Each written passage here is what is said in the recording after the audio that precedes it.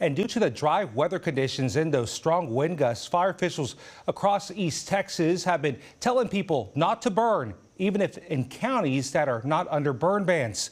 Now, Marcus Delaney with the Longview Fire Department says they are at a heightened state of readiness for rapid fire danger this week.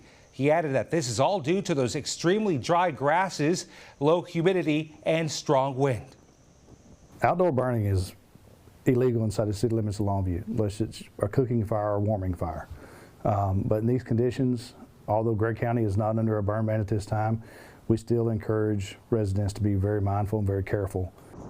Now, he says Longview fire crews have also called upon booster engines to add to their response, which would add more manpower and equipment on their side when fighting these fires.